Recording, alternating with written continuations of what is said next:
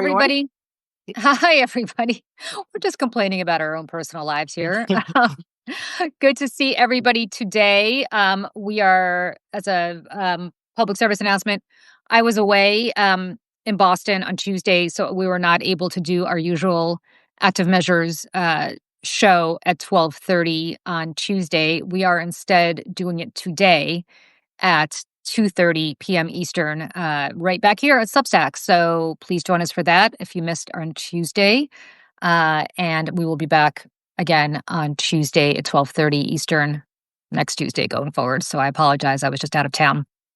Good to see everybody. Olga, great to see you. To all of our friends in the United States, welcome. To all of our friends around the world, welcome. I'm sure you're shuddering at what has been going on this week. I'm not sure people have even really realized how horribly things have trended this week because the mainstream media hasn't really covered a lot of it. But this has been a week from hell for our national security agencies, certainly for Ukraine, which we'll start off with in a moment.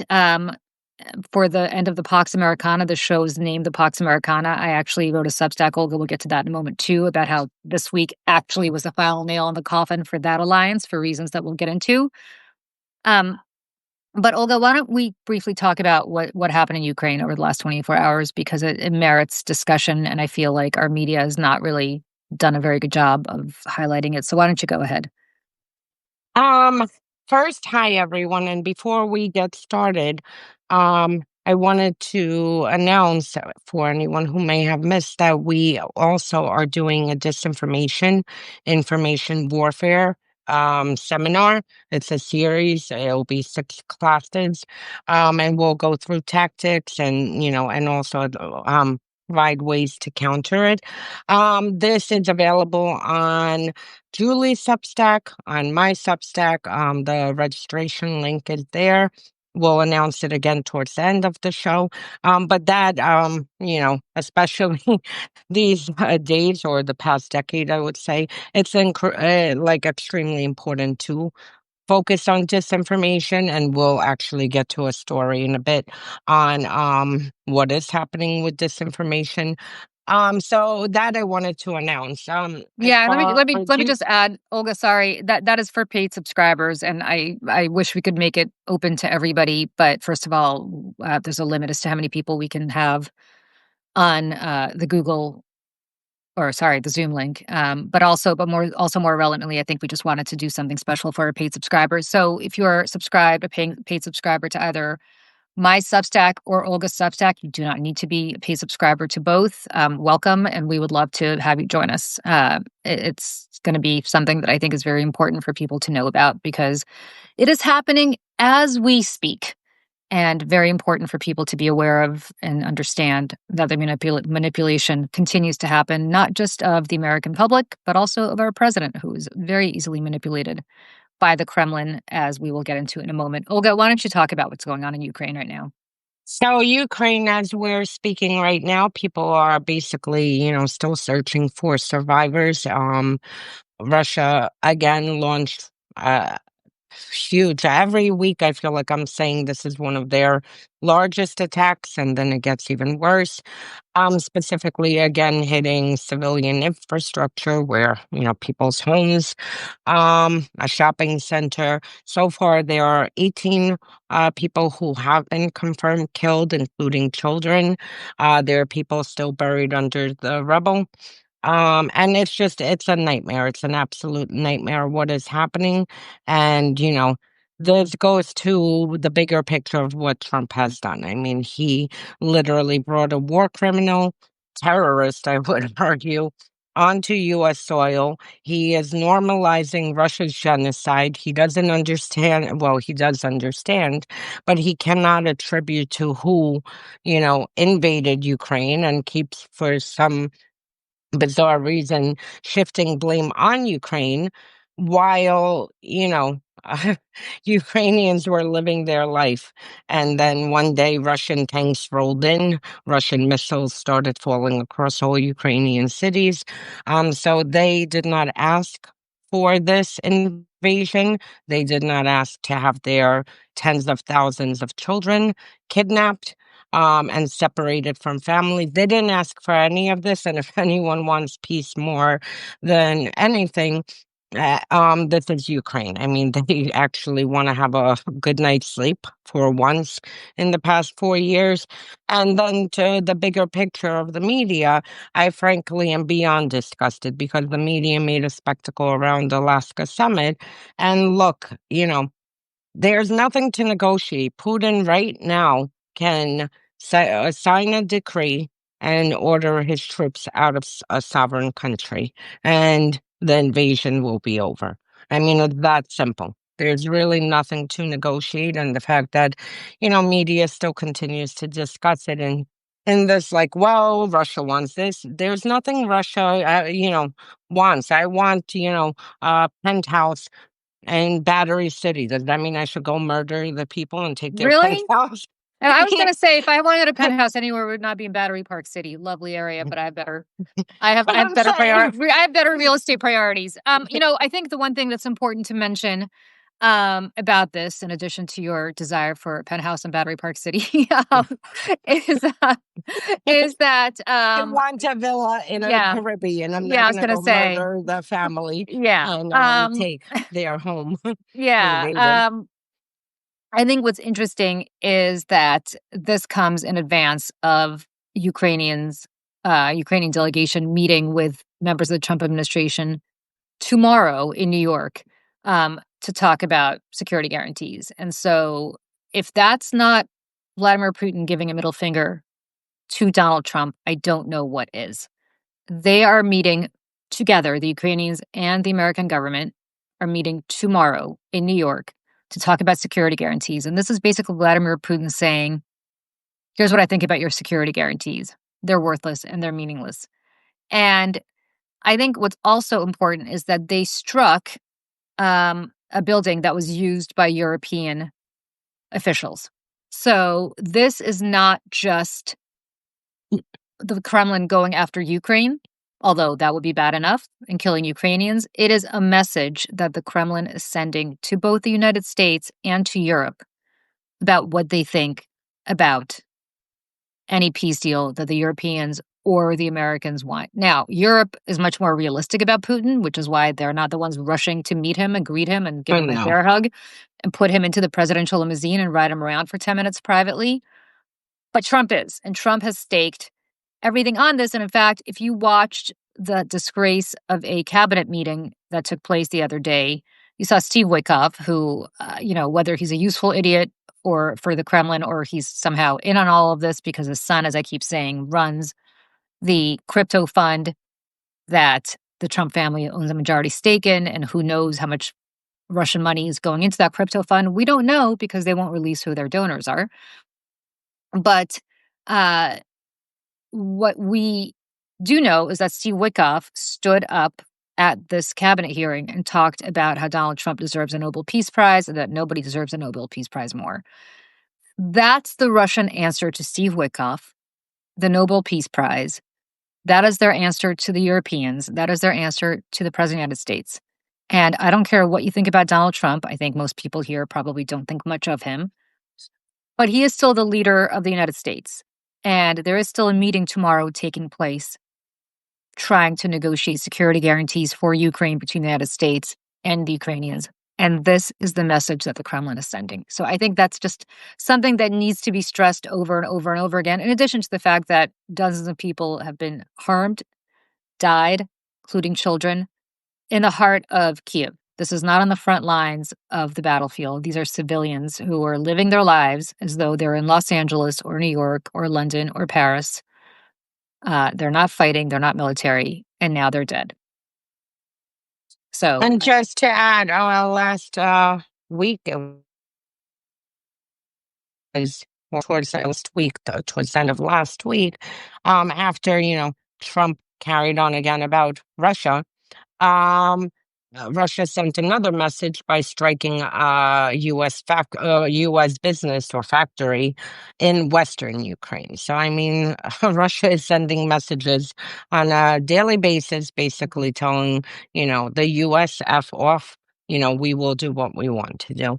So that's it. And as far as that cabinet meeting, I have to say, I have watched so many cabinet meetings in Russia with Putin.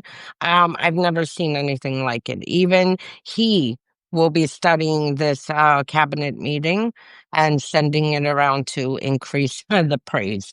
They make one comment, Vladimirovich, oh, you're this, but that's Yeah. it. It's not this go ongoing like 5 minute like fealty to Trump as if he, just came down from heaven and is Jesus. I mean, this thing was so disgraceful. I was like, I can't believe that, this is happening, but here we are.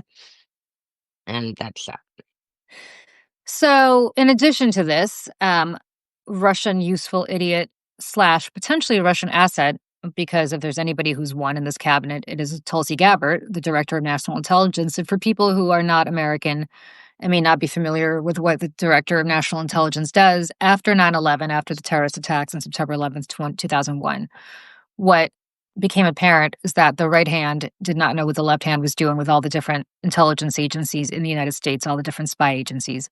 And so a Department of National Intelligence was created, run by the Director of National Intelligence, which is effectively um, the oversight agency coordinating all of these different agencies, these different intelligence agencies, spy agencies.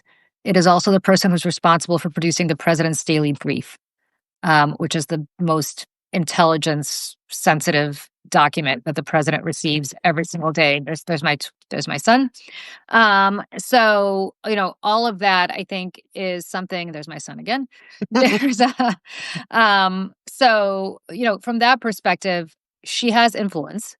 And what she has now done this week, Olga, I want you to talk about this. Is I think if I were Vladimir Putin and I was trying desperately to harm intelligence gathering in the United States against my country, if I was trying to blindfold American intelligence agencies, I would be doing what Tulsi Gabbard did today. So why don't you talk about the two things that she did, which are just, you read these stories and you're like, this can't be real. This can't, I mean, this were like a movie or a spy novel. Um, I think you would kind of say this doesn't pass the laugh test. Nobody's really that craven or that stupid or that calculating. And it's not possible to have this kind of asset heading up the intelligence agencies of the most powerful nation on earth. But in fact, it is. So why don't you go ahead and talk about that? And I don't think Hollywood would ever even like entertain a script like this. They would say this is a drop too much out there. But again, like I Yeah. keep saying, here we are living through it. So she took two steps over the past week. One, she is gutting the intelligence services. She announced that she's purging, I believe, like 700 employees, which is probably, I believe, um, 30-40% of the staff. Two, they are dismantling anything to do with election integrity and monitoring foreign election attacks.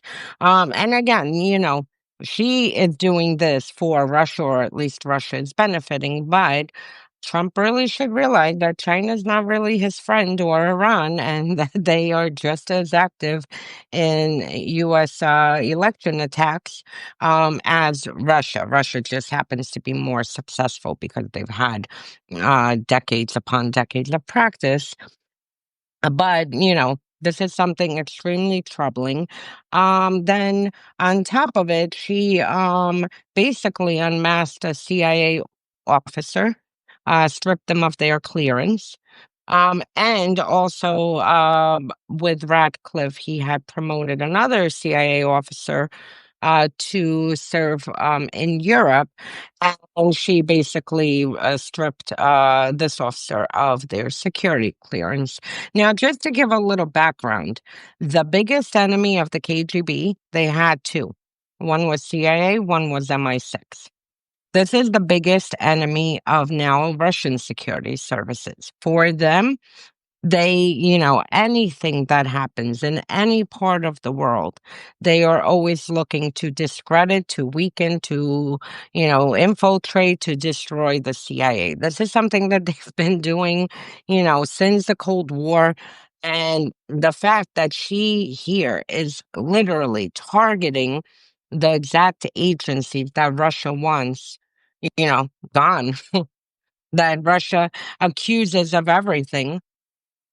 I mean, this is something very dangerous. And the fact that the media is not even focused on it, besides, making a quick 30-second statement that this happened as if like there's no importance behind it.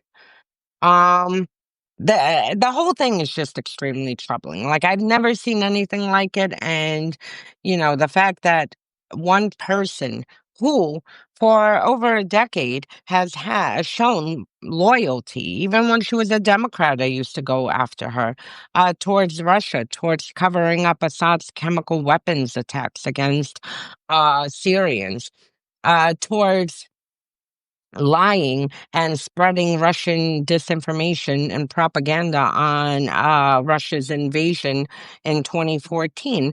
I mean, this is the person who was entrusted with all U.S. intelligence. Interestingly enough, the only if there's a silver lining is that her and Ratcliffe are apparently for several months at odds over this, and that she is just her actions towards the CIA keep infuriating him. We'll see where this goes. I don't trust him either when it comes to Russia, but the whole thing is extremely troubling. It's dangerous. And then just the last thing I'll add, Russia related, she last week it came out that she basically um oh, actually, 2 things I have to add.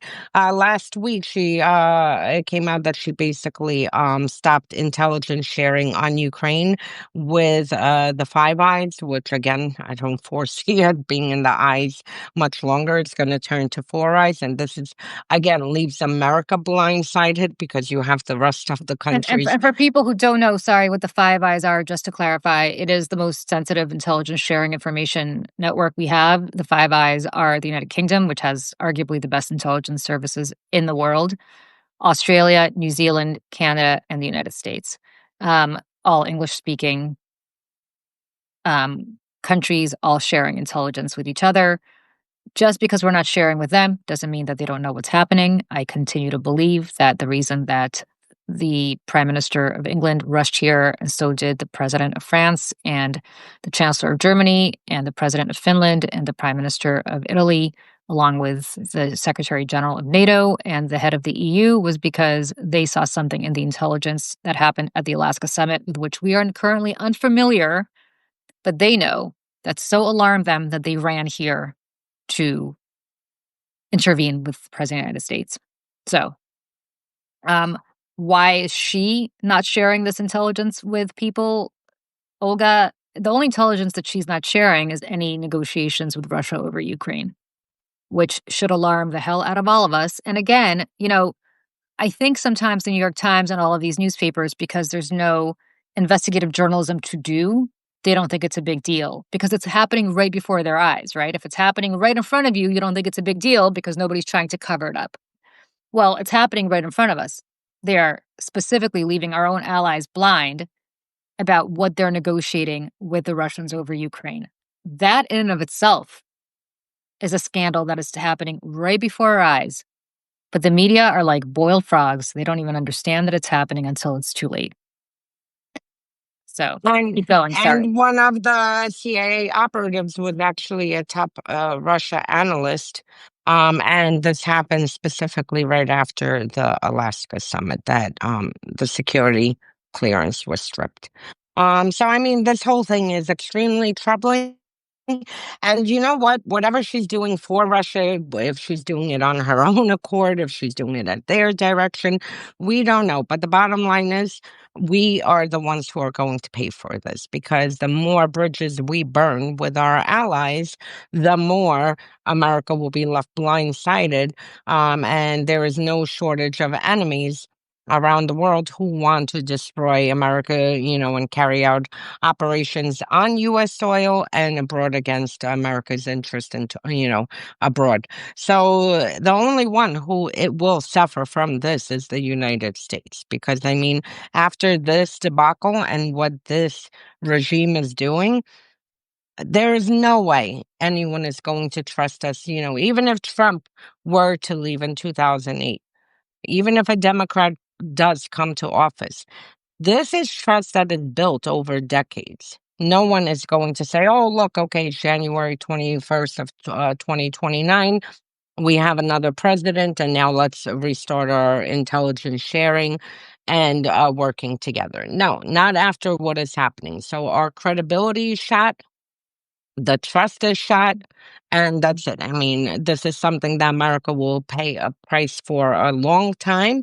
And we are only in what, month 7? I mean, this is only 7 months in this is happening. Yes, and I think a lot of times the media feels like they're drinking from a fire hose. They can't cover all of it, but this is important because I am old enough to remember, as are you, Olga, as certainly Donald Trump is, and people in his cabinet should be, except for maybe J.D. Vance, who was very young at the time. Um, what happened on 9/11? 9/11 was not just a failure of intelligence. 9/11, as the 9/11 Commission concluded, was a failure of imagination.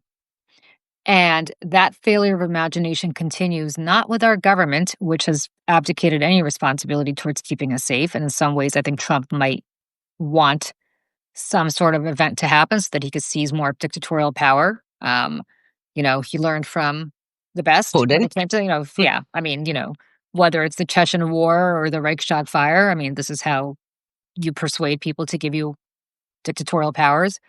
But the media has really suffered from a lack of imagination because the media cannot conceive that somebody like Tulsi Gabbard could be compromised by a foreign government. Why not? Well, because we would never, ever, ever have somebody who's the director of national intelligence for this country in charge of the spy agencies who is herself a compromised asset. But why not? But why not? Because it's never happened before? Maybe. Do they not know about Kim Philby in Britain? Our British friends certainly do. I mean, we've had in the West, Aldrich James, people like that, very high ranking intelligence officers who were spies for the other side. Has it ever been somebody at her level? Not to our knowledge. But, if it walks like a duck and it quacks like a duck, it's got to be a duck. I mean, she's saying that she's carrying out the orders of the president of the United States. She said that she got rid of the CIA agent on the orders of the president of the United States. Is that what Putin asked Trump to do in the limousine? If so, why? Why is the president of the United States demanding that the Central Intelligence Agency, which was not consulted, not only have Russian intelligence officers or intelligence officers who are in charge of Russia be stripped of their security clearances, but why specifically the woman who helped prepare for the summit? Why was she effectively stripped of hers and is now out? Her government service over after decades. Now, Tulsi Gabbard is saying she did this on the orders of the president. Where is the reporters who love talking about how much access they get to Trump, how he's such a, unlike Biden, how much access he provides them? Where is that reporter in the White House pool who's going to stand up and say, Mr. President, why did you tell the director of national intelligence to get rid of this CIA analyst? And not just her, but others as well. And Trump would probably say, oh, I didn't say that. Well, that's what the director of national intelligence said. And if he didn't say it, then go ask the director of national intelligence why. Why? And just to pull back a bit, we keep blaming Trump. And I mean, obviously he's the one who's ordering all of this, but Trump alone couldn't do this. This is the Republican Party who has provided cover for him. They are the ones who passed her, nomination and allowed her to be appointed knowing all of this. So everything that is happening, yes, Trump is ordering, turning the U.S. into a police state. But these are the Republicans who are standing and either silent or cheering him on and definitely using their congressional power to provide cover for him.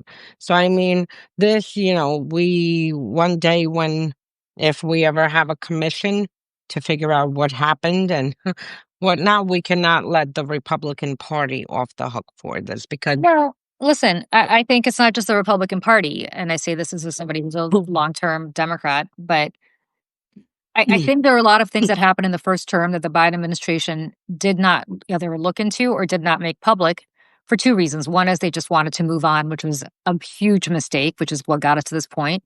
But two is I don't think they wanted to shock the consciousness of the American public by suggesting that somebody at the very highest rank, highest levels of government might have had these relationships. And the reality is we need to know all of it. We deserve to know all of it so that it can never happen again. And Yep. if we don't have a Truth and Reconciliation Commission, then I actually don't know what in the world we're going to be doing. Because then it will happen over and over and over again. If you treat people like infants and you infantilize them, then they're not going to know what they don't know. And they will vote for somebody like Trump again. And to your earlier point, Olga, when we talk about that there's no trust left among our allies, it's because you could have said Trump was an aberration the first time, but we brought him back, which is to mean that if they provide us with intelligence again in the next administration of somebody who may not be a Trumper, that MAGA can be brought back again, or somebody like Trump can be brought back again. It's the American people who are no longer trusted to do the right thing. And I think that's the problem. And let's not leave the American people off the hook here. It's not just that Trump is doing this. He was elected, as far as I know, in a Democratic election. Very true. Very Yeah. true. Because I talk to and deal with people in Europe, and I mean, they just cannot understand how in the world, especially after the insurrection, that forget everything else, but the very visual insurrection that played out and across the globe for 6+ hours, how after that people decided I want more of this. So yeah, very true. I mean, Well, it's I hope the price of eggs was worth it. yeah, That's trending down. Nothing else is, but the avian flu's over, so the price of eggs, I guess, is trending down. The price of everything else is trending up. So congratulations, America.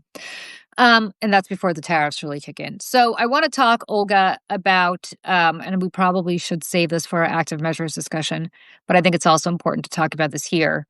well, Because actually, before we get into yeah, that, I think being we're on the trust issue, why don't we go into your Denmark well, that's exactly what I article? want to. That's exactly what I want Oh, to talk about. Yeah. okay, perfect. So, again, a story that did not get the attention that it should have this week. Although this is really the end of the Pax Americana, and this should be on the front page of the New York Times and every other mainstream media outlet. CNN should be blowing out their programming. They're not, but they should be.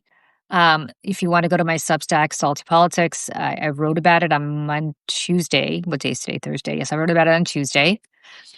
So the Russians, as we know, because Olga and I, if you follow us, have been writing a whole series about active measures that Russia has taken with respect to the United States, and before that, the Soviet Union did. But the United States is also taking similar active measures towards an ally. And it's not that we've never meddled in other people's domestic politics before. We have a long history of doing that for centuries, going back to the Monroe Doctrine. But I don't think that we've ever done what I'm about to describe here to an ally and to a NATO ally and to somebody who should be hand in glove with us on all sorts of things. Regina, to answer your question, yes, at 2:30 Eastern today, we're doing a live podcast on active measures. We couldn't do it on Tuesday, so we're doing it today.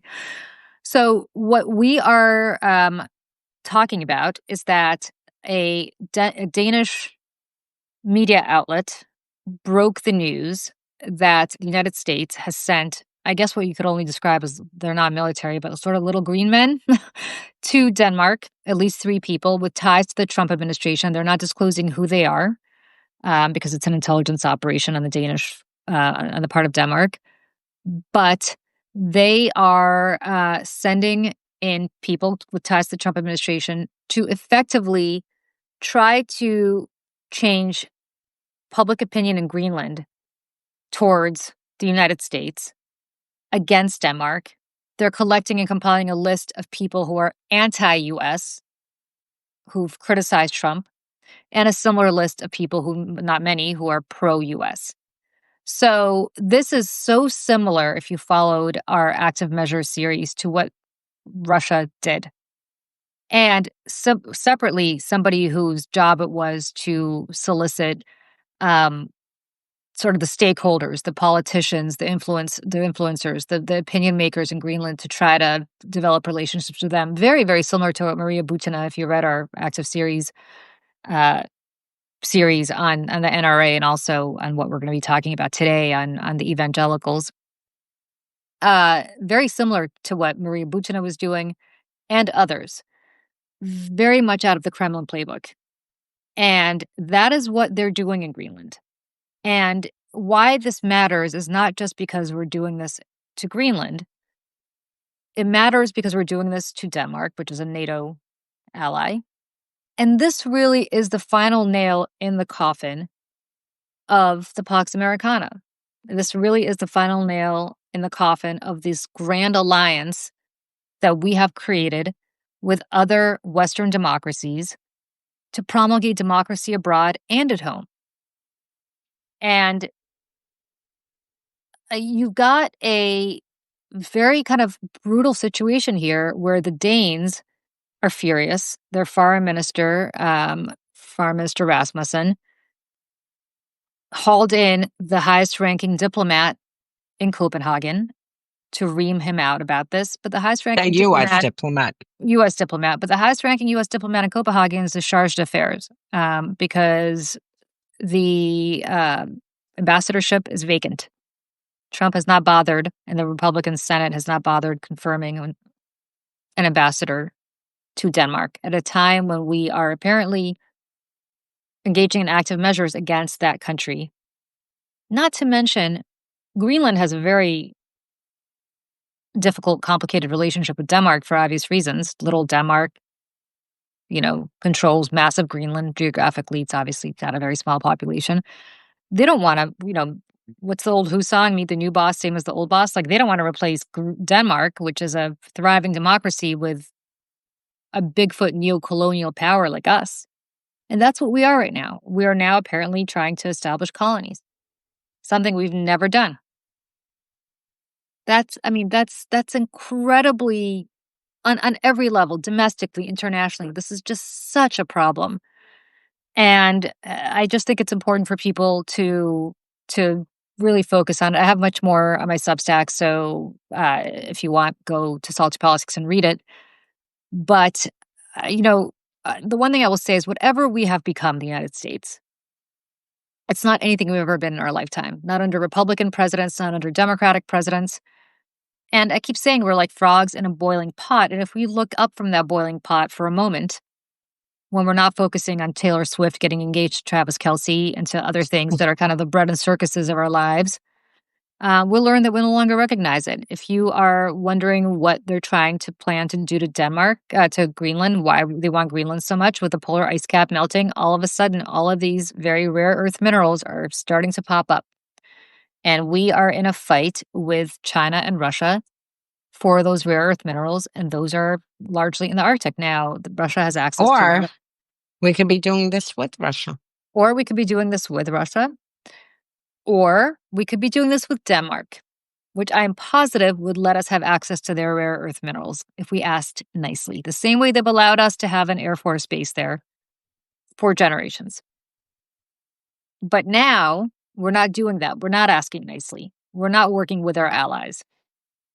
What Trump has also done is that he's weaponized the economy once again to retaliate against Denmark for not acquiescing to his land grab of Greenland. And how has he done that? This is so absurd for people who don't live in the United States. The United States, obviously, there are 50 states, the smallest one of which is Rhode Island. Rhode Island is sandwiched between Connecticut and Massachusetts. And it's the smallest of all the states geographically. But there is a wind farm, a renewable turbine farm that was 80% built in Rhode Island. That was very much supported by both the governors of Connecticut and the governors of Rhode Island. This was going to be a huge boon for the economy of both states and create a tremendous amount of renewable energy. That wind farm is 50% owned by Ørsted. Ørsted is a Danish wind conglomerate, 51% of which is owned by Denmark. So it's majority owned by the Danish government. Trump, last week, put a stop to that wind farm. Yeah. To punish the Danes in Rhode Island. And I guess in the same time to punish Rhode Island and Connecticut, two states that vote Democratic that he doesn't care about. But just to show how he's weaponizing the economy here to punish his colonial ambitions abroad. I mean, that's what's happening. And I think it's really important for people to know. And again, that has just not been widely reported. No. I wrote something on it. A few others wrote something brief on it. But nobody's really connecting the dots here as to how he is weaponizing American ingenuity, the American economy, American intercontinental economic advancements to punish the Danish government for not handing him Greenland on a silver platter. Which is why Ørsted, a company that is 49% privately owned, 51% owned by the Danes, is now being punished. And of course, as soon as he did that, their stocks plunged. Their stock plunged. Ørsted says, I think it's clawed back some of the losses. But that's what he wanted. I mean, he wanted Ørsted's stock to plunge. And all because the Danes are not handing him Greenland on a silver platter.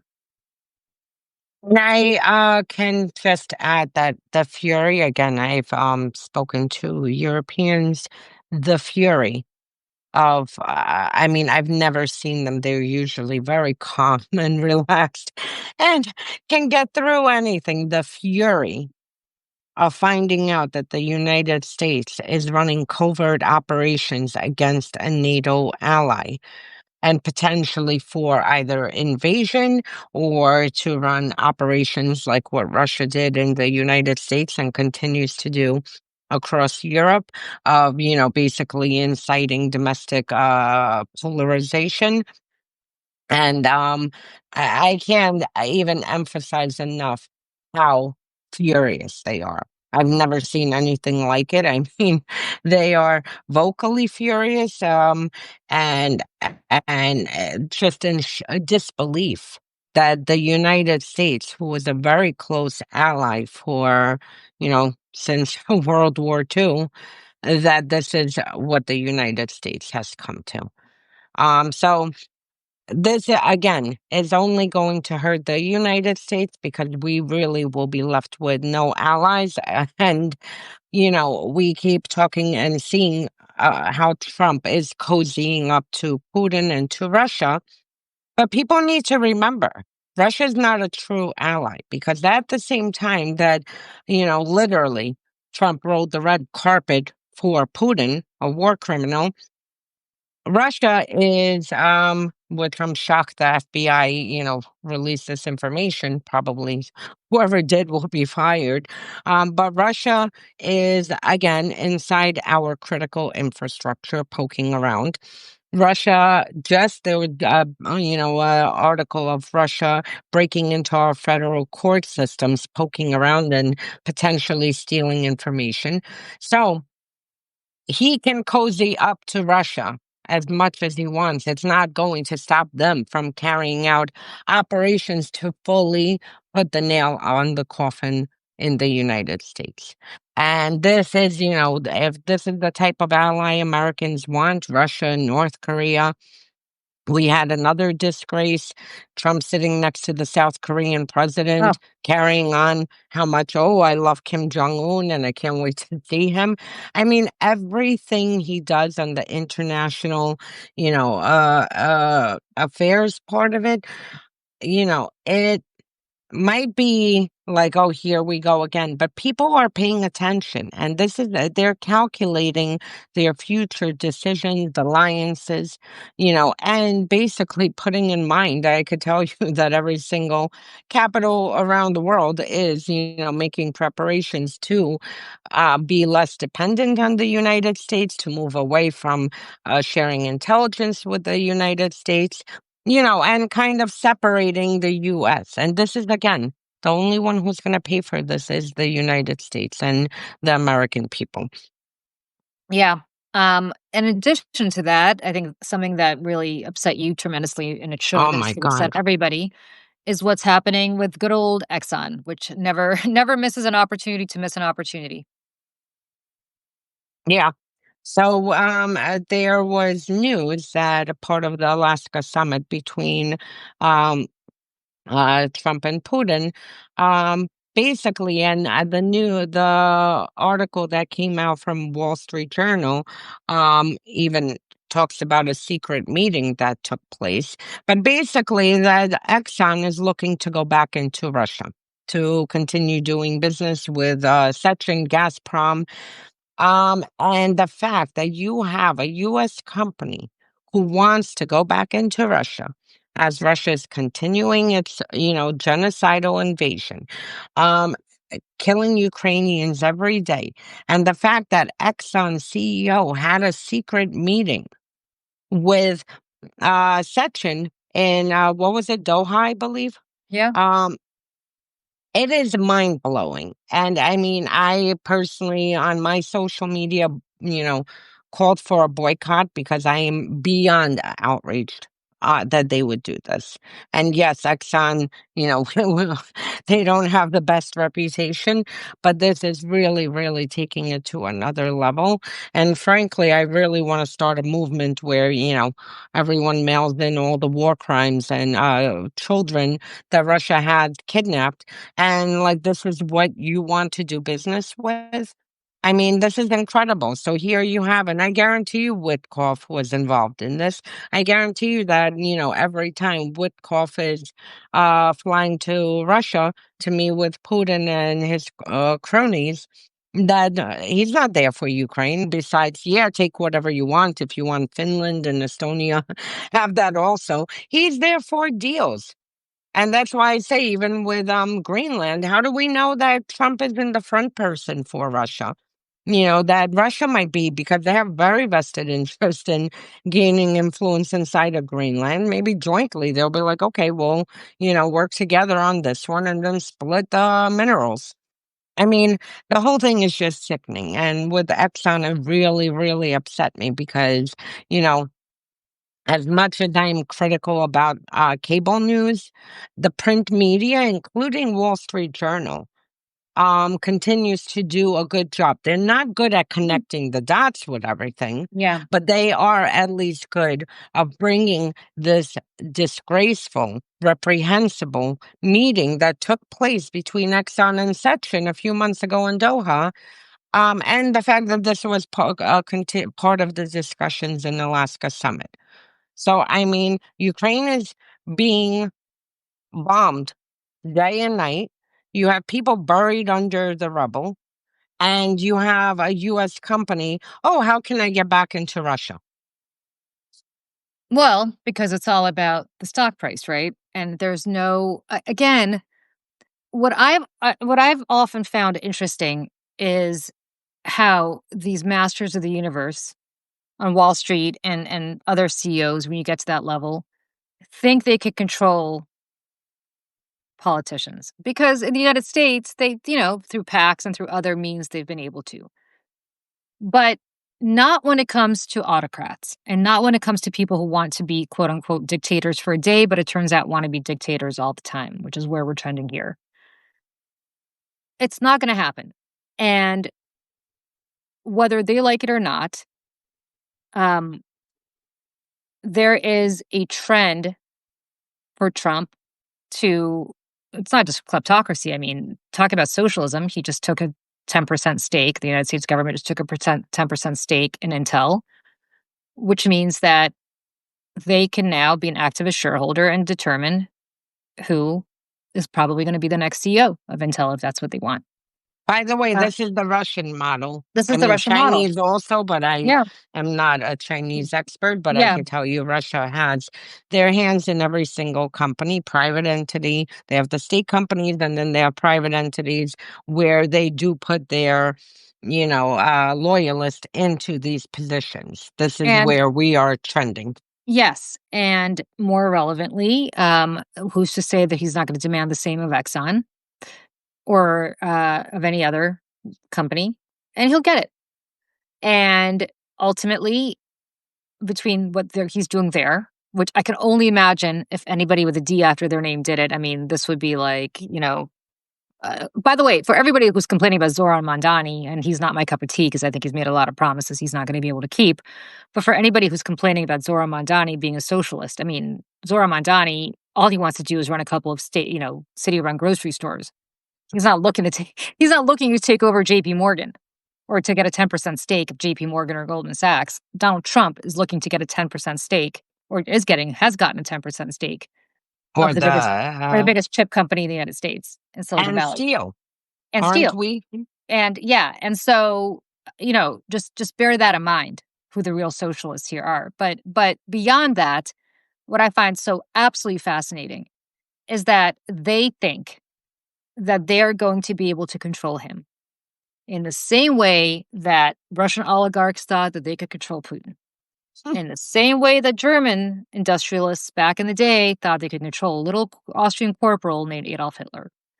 And the truth of the matter is, when you have tasted absolute power, you know what's the old line? Absolute power corrupts absolutely. When you give him absolute power, which is what they've all given him, he will be corrupted and has already been corrupted absolutely. And good luck to Exxon. I mean, good luck. And by the way, when they go back into Russia, they'll be kicked out of there eventually, right? Like it's not like they're not going to try, Putin's not going to try to, he's done it before, try to nationalize or privatize or whatever he tried to do with American industry there. He'll do it again. I mean, between that and the fact that Trump is now trying to take over the Fed, which means that he's going to try to bring down interest rates, which means that inflation is going to obviously go up because that's what always happens. It happened in Turkey when they did this. It happened in Brazil. I mean, continuously when you take over central banks, this is what happens when people lose faith in the independence of the central bank. That's going to impact the hell out of all of these industries. Good luck to you. I mean, seriously. Now, it might be good for them to have the price of oil go up because that means their stock prices go up. But good luck. Well, I could give them a drop of a glimpse of what happens, besides the fact that, Putin basically took over private companies. Even though they were private, he still makes sure that it's his loyalists who control these companies. And, Yeah. anyone who's in line with the Kremlin gets these lucrative positions and whatnot. But now that the economy is, extremely strained, to the point that Russia can't even hide it domestically. And I mean, it's very interesting because there are parts of Russia right now that don't have internet.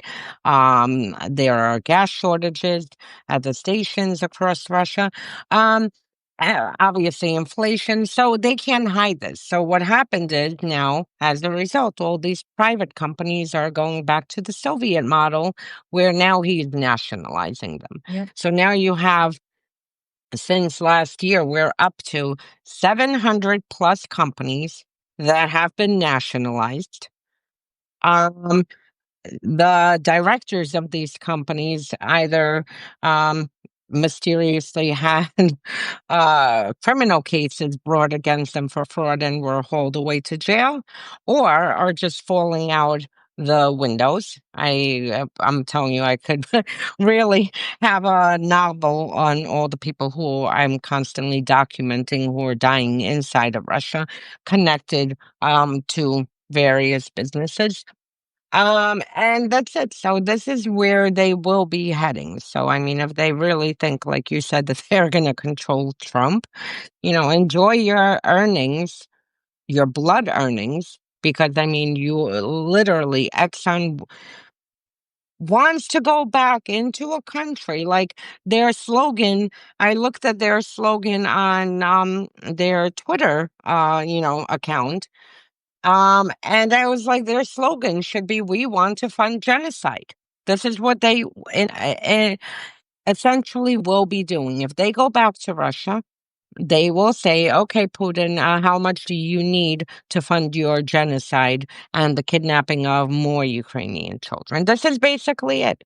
I mean, so they should change their slogan. We want to fund Russia's genocide, and that's it. This is our interest, and make money.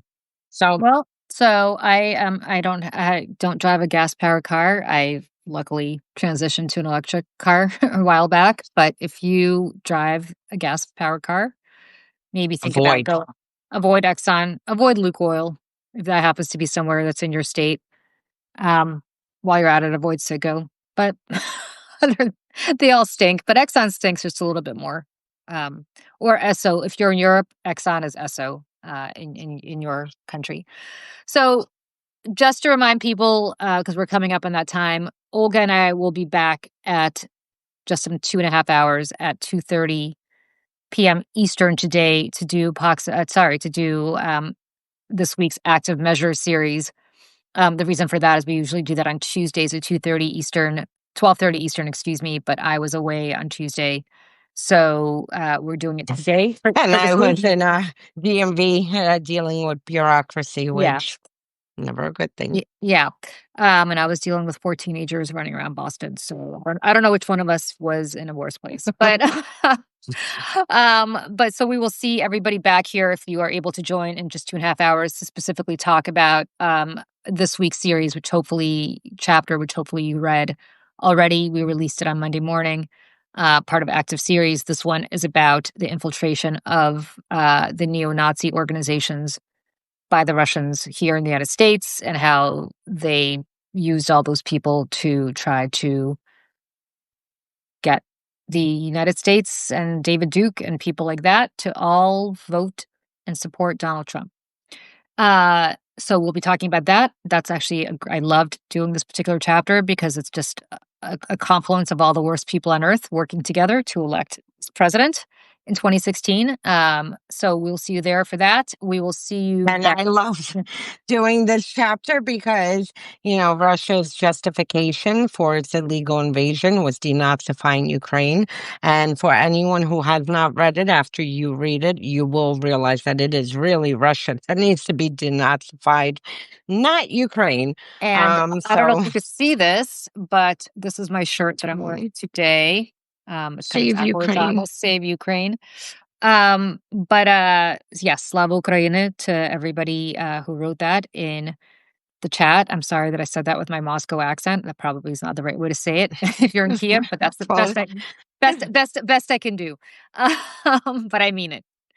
And everybody else, we will see you back here uh, next Thursday for another episode of Pax Americana at 11 a.m. Eastern. Stay safe, everybody. Stay vigilant. Yeah. And one last public service announcement about our go. Why don't you repeat what you started off with? For paid subscribers, either to Julie or my Substack, we are September 17th, I believe, Wednesday, we are launching our disinformation and countering disinformation seminars. They will be separate on Zoom, and it basically will be accompanied also with slides. It's basically like a university class, and we'll be going through all the tactics that Russia has used to basically carry out their information warfare in the United States.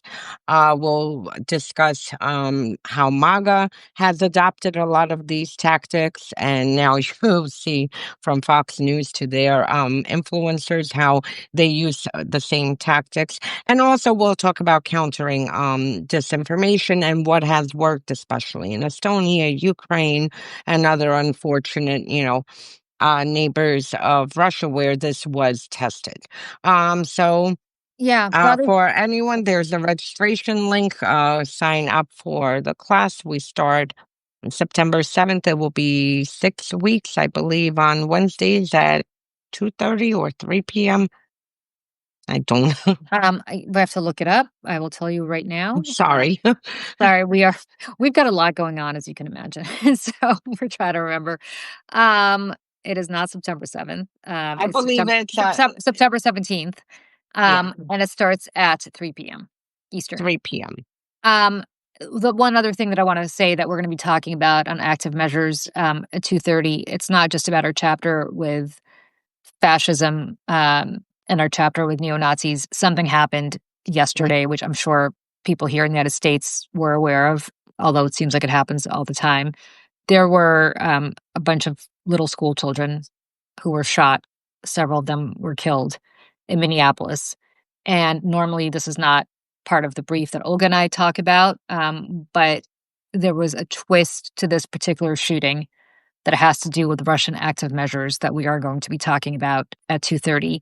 So please do tune in for that, because it's not just about the 2016 election, which it usually is about, but it also is playing out right now. That has resulted in the deaths of at least an 8 and 10-year-old in Minneapolis, Kids. Yeah. and unclear as to whether others are going to survive. But a horrible, horrible shooting, another school shooting in the United States that has a Russian connection. So we'll be talking about that as well at 2:30 today.